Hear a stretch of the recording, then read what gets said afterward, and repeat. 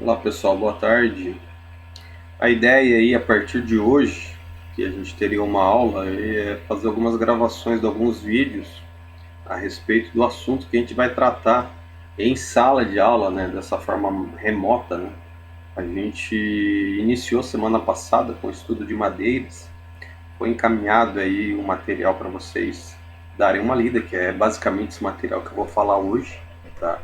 Para dar para nós aí um panorama aí, né? A ideia é que a gente trabalhe esse material ainda nas próximas duas aulas, tá? Falando hoje, falando na aula que vem, e também a gente faça aí uma prática em laboratório, que é uma prática que a gente vai utilizar provavelmente mais à frente, quando normalizar o sistema de ensino aí, as aulas presenciais, que vai para laboratório fazer alguns tipos de ensaio, para complementar o que foi falado aqui no caso, e tratado aí de forma remota, conforme a gente vem fazendo, tá? Então a madeira, a gente tem algumas características em torno dela, tá? A gente tem a utilização dela hoje na construção civil de uma forma mais acessória hoje em relação ao Brasil. A madeira a gente utiliza para escoras, a gente utiliza para confecção de formas principalmente, seria o mais usual. A gente não tem o hábito de construir alvenarias, fazer paredes em madeira, tá? A gente são questões mais associadas com países aí com outras culturas, né? A gente tem o hábito aqui de construir em bloco, né? Construir com tijolo cerâmico. Então é um modelo construtivo diferenciado. Mas não é só nisso que a gente vai utilizar a madeira. A ideia também é que a gente incentive e conheça as propriedades da madeira, como ela pode ser utilizada, de repente, a partir da conscientização, do estudo, do conhecimento da madeira, a gente comece aí com o tempo a considerar o emprego dela como um sistema construtivo. Tá? Que tipo de estruturas? Eu começo com essa pergunta: que tipo de estruturas hoje é mais utilizado? Tá? Então, se você for analisar em relação ao Brasil, sem dúvida nenhuma é o sistema estrutural de alvenaria de vedação com estruturas em concreto armado, sem dúvida nenhuma. Mas se você sai desse universo aqui e vai, por exemplo, para os Estados Unidos, as casas americanas, elas utilizam esse sistema de alvenaria de vedação. Raramente eles utilizam o sistema de concreto armado. Você tem a utilização dessas premissas dentro, por exemplo, da parte de baixo da casa, o porão, digamos assim, que é para dar uma estrutura de suporte. Mas a parte externa, a parte de cima de uma casa americana, basicamente é wood frame, que é a estrutura em si de madeira interna, pregada por placas, sendo que na parte interna utiliza-se, associada a essa estrutura de madeira, as placas de drywall, que seria o nosso gesso acartonado, tá? E na parte externa, as paredes externas, você tem aí uma placa cimentícia, tá? Muito em função dessa propriedade, por exemplo, de isolamento. O gesso, ele não tem uma propriedade muito boa em contato com a água, então eu não posso colocar um drywall em contato com a área externa, tem que colocar na parte interna. Para quem assiste aí Discovery Home Health, por exemplo, você vê várias edificações, tem vários programas que trabalham com reformas. Esses programas geralmente são filmados nos Estados Unidos e no Canadá. Você vê que predomina esse modelo construtivo. Quando eles vão derrubar alguma parede, aquela parede já é derrubada de uma forma fácil. Uma marreta simples já derruba. E você vê aquela parte, aquela madeira empregada na parte interna. Então é muito comum lá. Outros países que utilizam bastante isso são os europeus, principalmente ali da região mais fria, a região, por exemplo, da Escandinávia, Suécia, Dinamarca, Noruega. Você vê a utilização da madeira em larga escala. Tá? Isso se dá muito em função de uma propriedade muito importante em relação com a madeira, que é o seu isolamento térmico.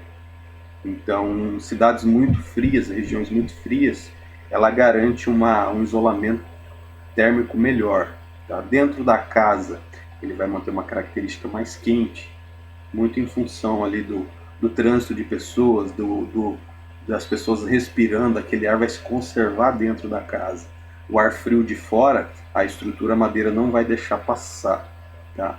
Mesma situação em dias quentes. Dias quentes, por incrível que pareça, você vai estar muito quente do lado de fora e do lado de dentro ele vai conservar, por exemplo, você pega um período noturno, onde você não tem o sol, ele vai conservar uma temperatura de manhã, mesmo com o sol batendo em cima, ele vai estar numa situação muito mais agradável, tá?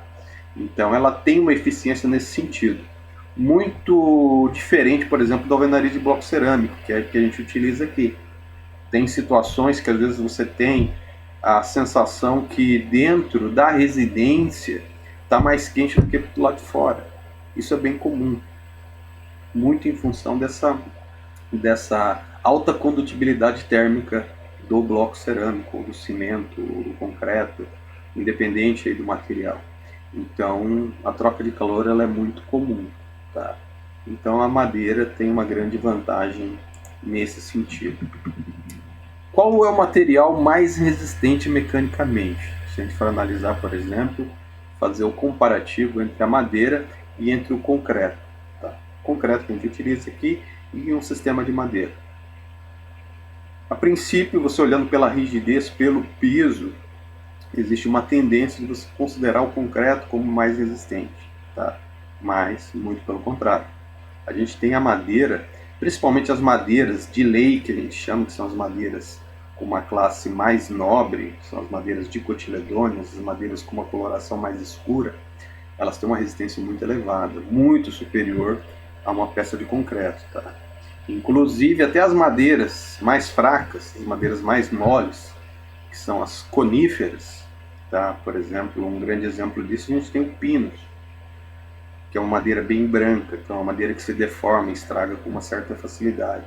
Se a gente for fazer um ensaio de um pinus, ele vai ser pelo menos a resistência de um concreto, tá?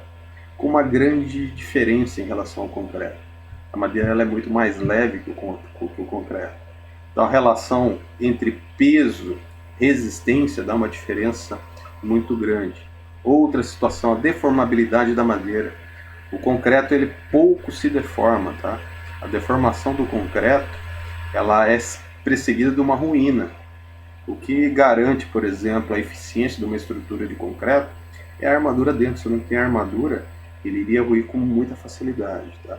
Então ele resiste bem a esforços de compressão, porém esforços de tração é um material bem fraco. Então a gente tem que considerar aí a utilização da madeira como uma alternativa nesse sentido também, diminuir o peso das edificações. Aqui uma pergunta até estranha, né? A princípio difícil de engolir para quem não é teórico, para quem não é técnico, ou quem não tem nenhum tipo de conhecimento a respeito do assunto. Né? Qual é o mais resistente ao fogo? Então todo mundo vai pensar, pô, eu faço fogo, quando eu vou fazer carne lá em casa, eu considero eu vou queimar madeira, então a madeira pega fogo fácil. Não é bem assim, não é bem assim. O concreto, ele tem, o concreto armado principalmente, a sua exposição ao fogo, a gente tem um processo de dilatação. Tá? E a dilatação do concreto com o aço internamente é uma dilatação igual, mas em temperatura ambiente. Tá? Se a gente tem temperaturas elevadas, temperaturas acima de 100 graus Celsius, por exemplo, a gente tem o aço dilatando mais do que o concreto. Então, numa situação de incêndio, você perde a aderência entre esses dois materiais. E muitas vezes você acaba aí inviabilizando a tua estrutura, você tendo que derrubar e fazer de novo. Tá? A madeira não. A madeira ela tem uma certa resistência, tá? Ela inicialmente ela forma um carvão na parte externa, dependendo da temperatura do fogo. Esse carvão ele vai ocasionar um isolamento, tá? Porque o que ocasiona o processo de queima da madeira são os gases liberados por ela.